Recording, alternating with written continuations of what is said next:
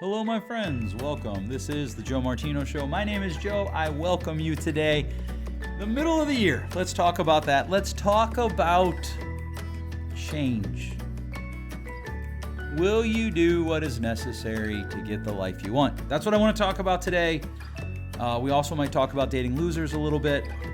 If you're married, you shouldn't be dating a loser. And how do we engage the change process? Let's kick it off. This is the Joe Martino Show. You're listening to the Joe Martino Show, a podcast dealing with all things emotional, relational, and human nature. Joe is a licensed counselor in the state of Michigan, specializing in relationship therapy. He is also the author of the book, The Emotionally Secure Couple. All advice offered in this episode is offered for entertainment and educational purposes only. Enjoy the show. All right. Hello. Welcome. Welcome to the middle of the year, July 1. Wow. It's quite the paradox, isn't it? In some respects, this year has felt like it has taken an eternity to end. And at another hand, I kind of stop and I think back and I'm like, wow, how has this year gone by so fast? And I think part of it is, with our kids being out of school for so long, there wasn't the natural flow and rhythm to the ending of the school year. And I think that created some potential time distortions for us as we measure the year. I do want to cover a few things. I have gotten a few emails, even a Snapchat looking at ULK, about the men's mentoring program. Where are we at in that? What's going on with it? It's coming along. One of the things that I had to do was I needed to rearrange my schedule.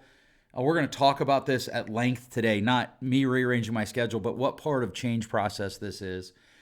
I had to rearrange my schedule in order to be able to develop things. As you know, I've been working on this book forever, and it's languishing. I made a creative change a little over about 3 months ago, maybe 2 months ago, where instead of being a typical nonfiction book, it's going to follow the counseling process of at least 4 people. It would actually be 6 people, 2 couples, and 2 individuals, and I might actually add a third individual. It's going to follow their counseling process. So each chapter starts out as though you're sitting observing their counseling session. And so I'm rewriting chapters. I deleted an entire chapter the other day and restarted, which is all good things, but I needed to rearrange my schedule because I needed a day to be able to create. Because what would happen, this week is actually a perfect example. On Tuesday morning, I woke up, I got around, I took my wife to work at one office. I stayed there for a few minutes. I left early and went to my other office because I was going to carve out some time to write. And a number of things came up that needed to be done. One author once called this the tyranny of the urgent. And I was never able to get back to working on my book. And so now what I've done is I've carved out days that are just for clients. I've carved out days that are for admin work. And I've carved out days that are for creating. So I'm hoping by the fall we will have a survey ready to go for men on what they might be interested in as a mentoring group. We're thinking of a shorter or a smaller group to start, maybe 6 guys. Will be an application process. People will need to apply to get in. There's going to need to be some buy-in. But we want to help men grow. We want to help men develop. This is something that's very important to us, very important to me. And so we want to kind of take a holistic look at the life. We're also at the life of men and how that helps them grow, how we can help them grow, things that cause us to not grow, things that we need to let go of in order to be able to grasp things that we need to hang on to. And so this is something that we're hoping will benefit many people, that it will work in with our group or our suite of services that we offer people. We are also considering and talking about what does a virtual marriage conference look like? What does a virtual parenting conference look like? What does a virtual, hey, my teenagers are all in senior high look like? Like, what are the different services that we could provide that will be beneficial to the people that we're serving? And so that's all stuff on the horizon. It is coming. I appreciate the feedback. I appreciate you letting me know that you're interested. Please continue to do that with things as things come up that you are interested in. Let me know about that. Here's one I've been kicking around. Is there an interest for people to get an email list type of private club you join? And by private, I mean like give me your email address.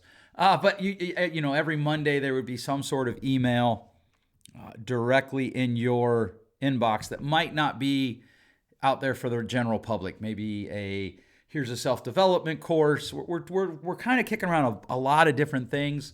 The YouTube page, we're really kicking around that idea of just short burst of information. We're making some recordings and pondering that. And I am trying to take my speaking business kind of to the next level, which is an overused phrase. But, you know, what does it mean to kind of be speaking at more places around the region and the country? So those are the things that are going on right now with me, with us. We do have an entire second edition of the Emotionally Insecure Couple book ready to upload. The thing is sales have been pretty steady, and I need to pause sales in order to do that upload. And so I'm trying to balance that dilemma, if you will. Okay, so that's all of that. I hope that all makes sense. I hope that these 5 minutes have not put you to sleep. July 1st, middle of the year. Middle of a year that is not been like any year in my lifetime before. Middle of a year that has thrown a lot of different obstacles at us, a lot of different curveballs. I'm very excited. July 1st, when this podcast goes down, is the day that players report back for MLB baseball. Very excited about that. I like baseball, so maybe a few baseball analogies today. But this year has just thrown so many curveballs at us. We're having conversations that are necessary. We're seeing some changes. We're seeing some scary things. We literally watched a man die under someone's knee. We are seeing people die alone and afraid in nursing homes because of government countermeasures to a virus.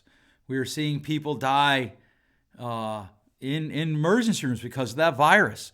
We're seeing less and less trust of the media. Just this morning, I get a few news emails right to my inbox every morning, and one of them said that that one political candidate was leading another political candidate by X amount of points. And so I clicked over to their Twitter page because I knew that was going to be something. And sure enough, I think I was 3 comments in. Somebody's like, yeah, they're saying that just like they said in 2016, blah, blah, blah. It seems that we are more divided than ever as a country. And I'm not going to talk about that much today. What I want to talk about is how that affects the personal individual, because we are also a society that has a lot of anxiety. I've talked in the past. In fact, I've thought about writing about it on my webpage. I've talked in the past about the reality that we seem to have anxiety as a virtue in our society. If you're not afraid, something's wrong with you. If you're not anxious, something's wrong with you. It's almost like I had a student tell me a number of years ago, and actually I had a number of students tell me this, but I'll never forget the first one. She looked at me and she said, "You don't understand the pressure that my peers put on me to have anxiety." Now I want to take that for a minute and pull it out. What she said was, I didn't understand the pressure that her peers put on her to have anxiety. Not that her peers gave her anxiety, not that their interactions with it, but her peers, she felt, were pressuring her to have anxiety. That's when we know anxiety is moving up in value, or whatever it is we're pressuring our peers to do, it's moving up in value in our society. And we can get mad at that, we can argue that, but anger is another virtue. Instead of being it's interesting as I watch people's reaction to anger, as I watch people and our society's relationship to anger, one of the things that strikes me is we both hate anger and we value it tremendously. Like once we're angry, I sound like the guy saying marriage. Once we're angry, we're able to give ourselves a hall pass for poor behavior because we're angry. I was talking to a wife a couple weeks ago, and she was talking about how she mistreats her husband, her words, not mine. And she said, but he kind of deserves it. And I said, and so, part of the counseling process is reflecting back to the client what they say to you. And so I said to her, oh, so he does things that causes you to treat him like a piece of dirt because he deserves it. Well, now that you say it like that, and I said, well, how is what I said different than what you said? Well, because I get angry. Oh, so when you're angry, it's okay to act in a way that you don't believe in. And she said, no, of course not. Which brings me to today's episode. You're halfway through the year. You have more excuses for why you're not making change in your life than in any other year past, which is kind of what that wife was doing. She was making excuses for why she wasn't acting in accordance with her own values. Why she wasn't acting in accordance with her values that she said she owned, that she said were part of her. She lacked ownership of her life. And you have more reasons to do that this year. I was thinking about that and how little I've been to the gym this year because they're not open in my state.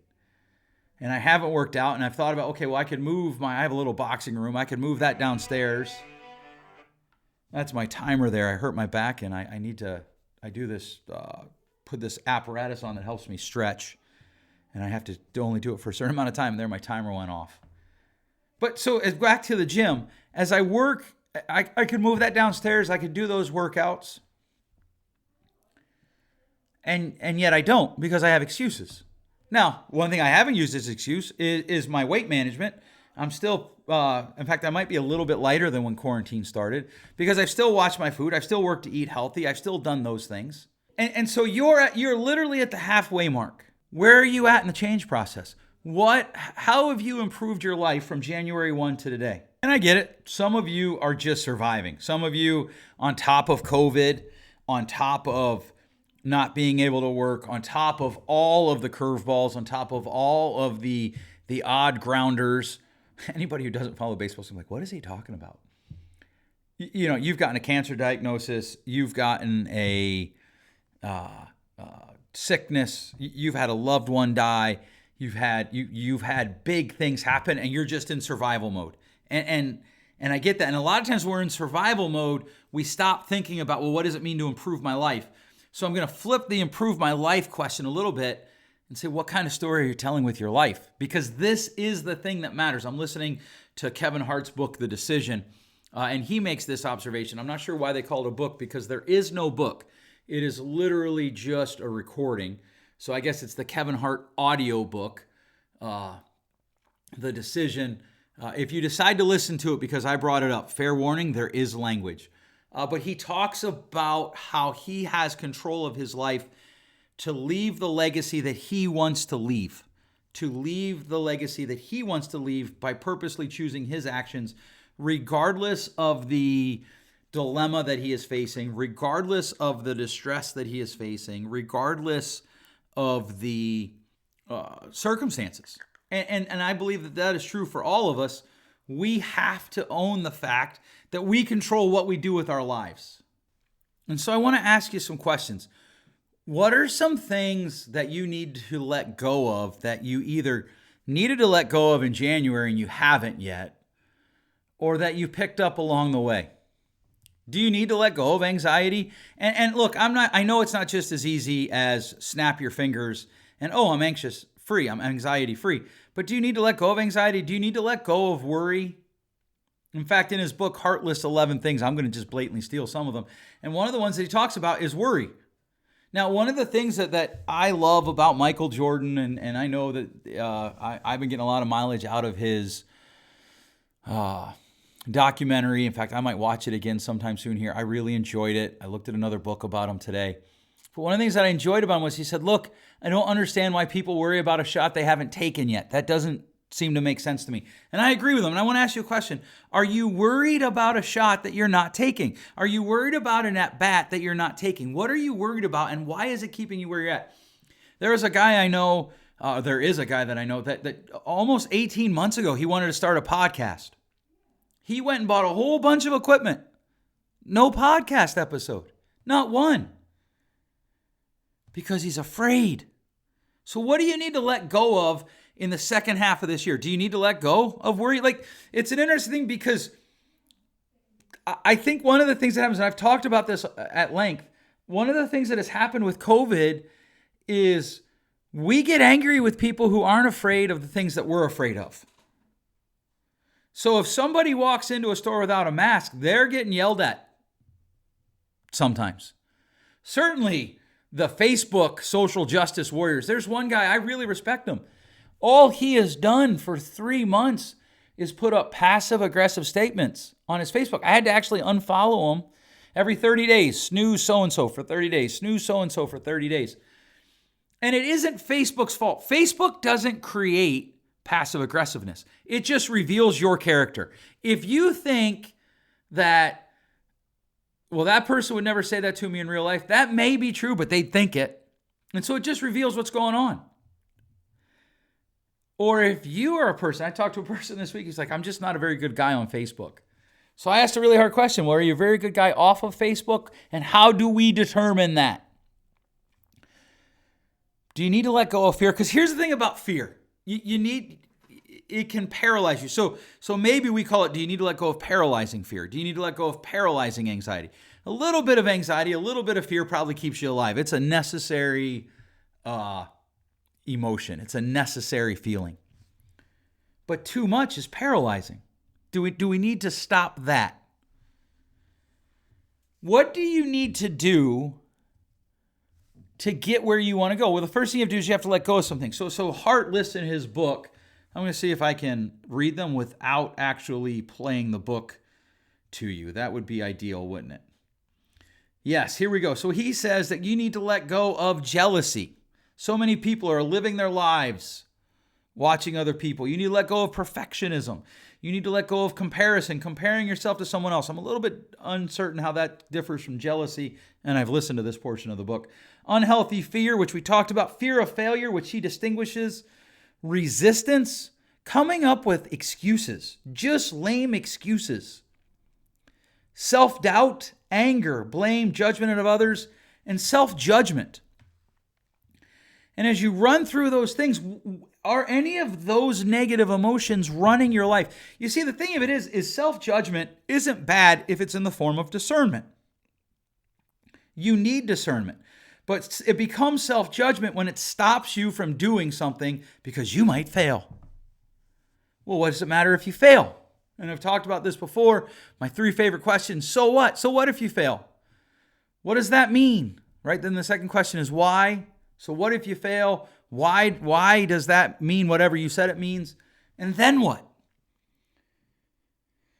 So many times we compare ourselves to each other. Look, I had a disappointment in my life this week. In fact, the day that I'm recording this episode is the 18th anniversary of my mom's passing. This day sucks in my head. I had another disappointment this week, and I was talking to somebody, and they said, hey, I don't want to talk about your heartbreak. I'm like, it's not heartbreak. We tried for something, and we missed. We swung, and we missed. We swung in a fastball, and we got a curveball. That happens. But I'm still going to put the bat in my shoulders. I'm still going to kick the dirt out of my spikes, and I'm going to stand in the batter's box and reset for the next pitch. I'm going to go after the next at bat. So 3 questions here. What do we need to start? Where are we going is kind of the thing that we're starting with. But then what do we need to start? What hasn't started this year? So one of the things as I rolled into the year, I was looking at this book and I'm like, okay, I'm not getting it done. I really wanted it to be published this fall. And I knew rolling into January, before COVID, before any of that, I knew that wasn't going to happen. And so I was like, okay, then I need to reset. Well, how about February of 2021? I still think that's a viable goal. And so I looked at it and okay, so that's where I'm going. That's what I want to do. But what needs to start? Well, I need to start writing. I need to start writing more. So I did. And I was like, man, this isn't very good. If I'm just really honest, it isn't very good. So then I needed to write better. And so I evaluate it. And part of the reality of writing, at least for me, is that my energy goes where my focus flows. And so my energy goes where my focus is flowing. And to get my focus flowing, I need to be ruminating over the things that I'm talking about. So when I'm driving and I'm listening to an audiobook, I'm ruminating over things like this podcast episode. I'm ruminating over things like the YouTube channel. I'm ruminating over what I'm writing. When I'm in discussions with friends, a little bit of my brain is ruminating over what I want to write about. Even when I'm playing video games. Now, I only really play one video game, MLB The Show. And as I'm playing that, my mind is ruminating over things like the book. And so then I roll into June, and I realized that I don't have nearly as much written as I had set for my goals. I interviewed an author for my podcast. That episode's going to be coming up soon. And he talked about how he schedules writing into his day. And I was like, yep, I need to do that. I need to do that. That's what needs to start. Well, what needs to stop? Well, I need to stop seeing clients every day of the week. Well, wait, but Joe, you're a counselor. Yep. I'm also an author, and I'm also a content creator, and I need to get into the idea of I can't see clients every day. That's not healthy. It's either that or I need to step away from being an author and a content creator. Remember, brutal acceptance of what is. Okay, so what needs to start? Well, I need to start writing. What needs to stop? I can't see clients every day. I need to have a day that is just devoted to content creation. So with that, then comes something has to stop. I only have 168 hours in a day. Or in a day. Wow, that'd be great, wouldn't it? In a week. And so if you're going to start something, you have to stop something. I was working with a client one time who was a 20-year-old kid. He's drinking 3, 4, 5 nights a week. And he can't wait to leave his town. Lives in a small town, can't wait to leave. I'm like, the truth is you like staying where you're at because it lets you drink 5, 6 nights a week. Lets you smoke some pot.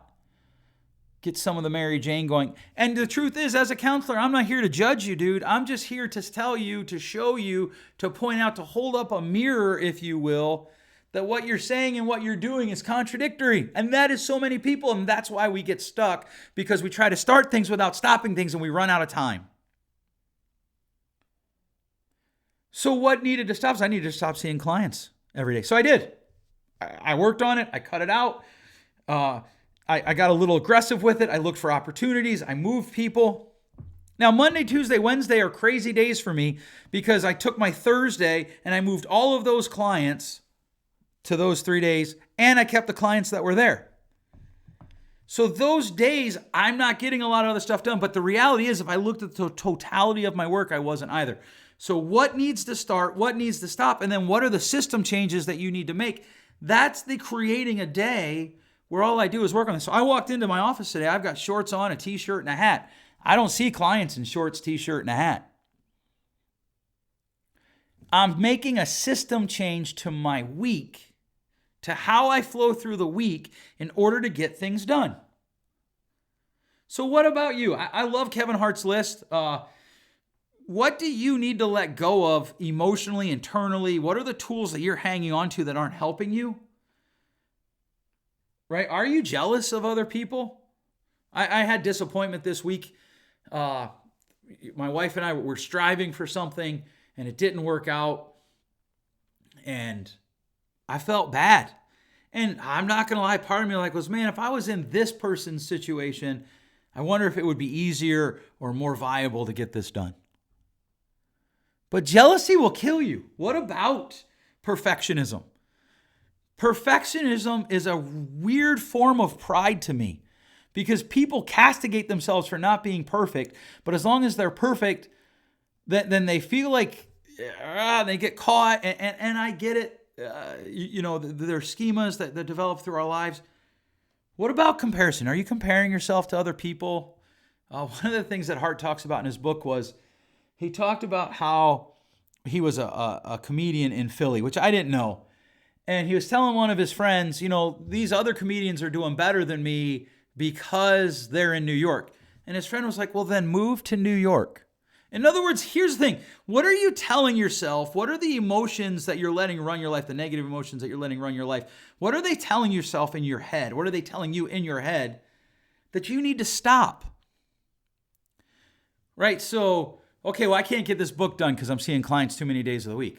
Well, then stop seeing clients too many days of the week. Well, I need to see X amount of clients. Okay, then do that in a shorter number of days. Well, that'll be hard. Yep, that'll be okay. Because when life's hard, we're learning things, we're growing.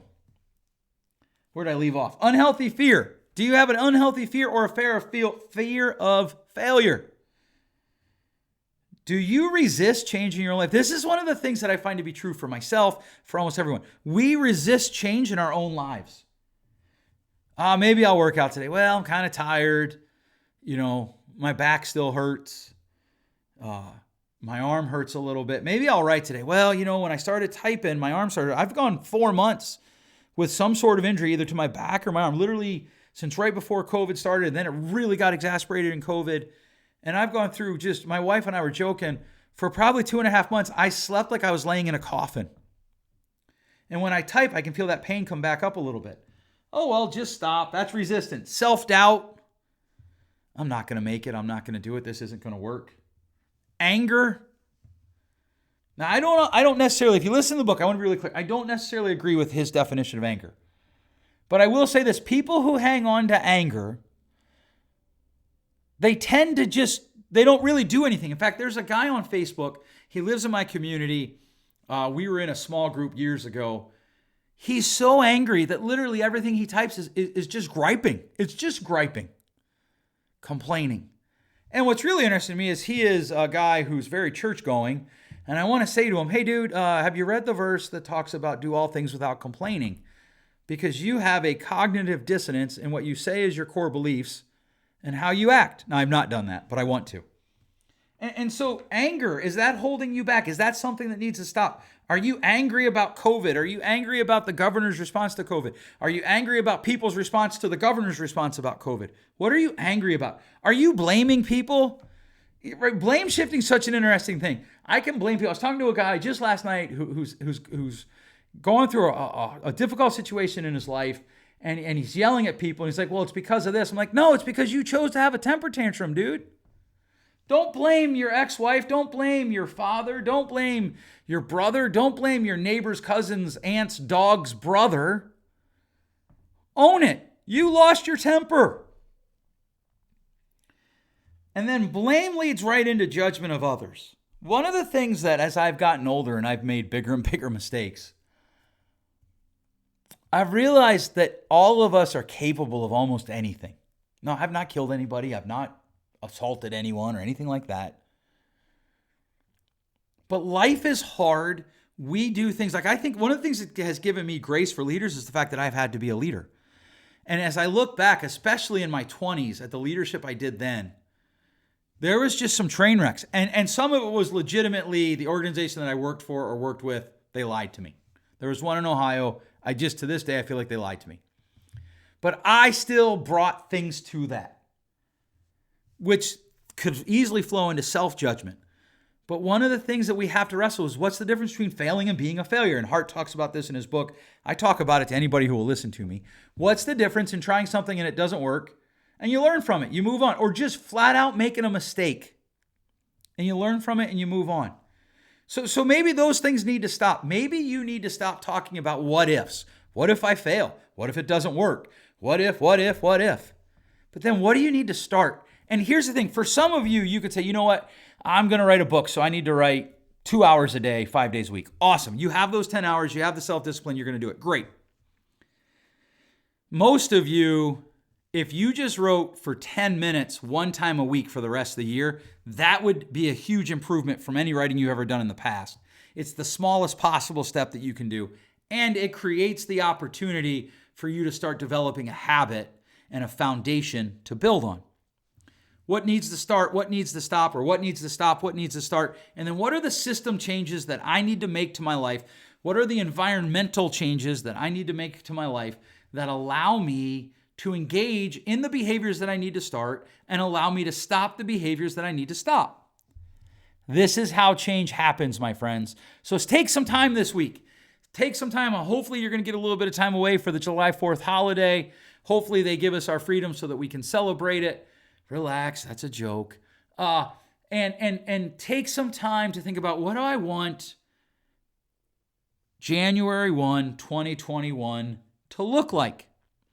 And then what do I need to start doing to get there? What do I need to stop doing to get there? What are the things where I'm wasting my time? You know, one of the things that if you have kids, one of the things that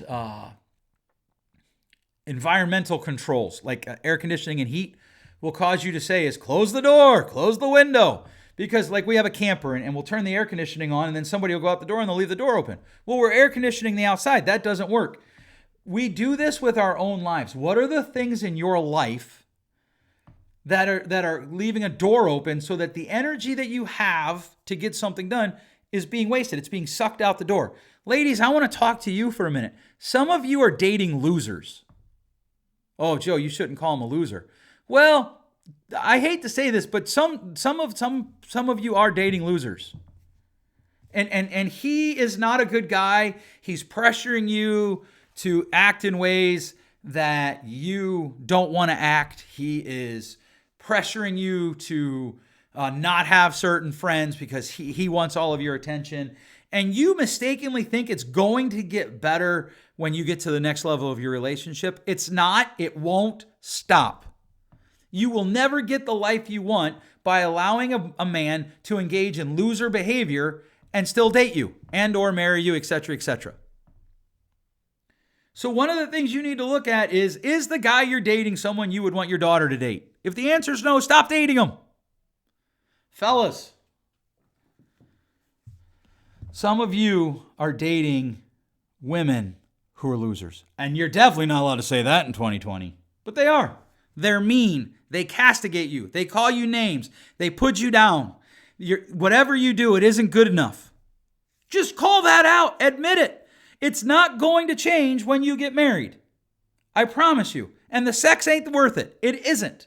So grow up, gird your courage, and break up with her. Stop dating her. So many people give terrible energy to relationships, and they sabotage their own development because they keep dating someone who isn't worth their time. So stop. I sound like Bob Newhart. If you've never seen it, Google Bob Newhart counseling and watch it on YouTube. Stop. It's not a very helpful intervention, but it is necessary. Some of you need to change your friends, but before you can change your friends, you have to change your own mindset.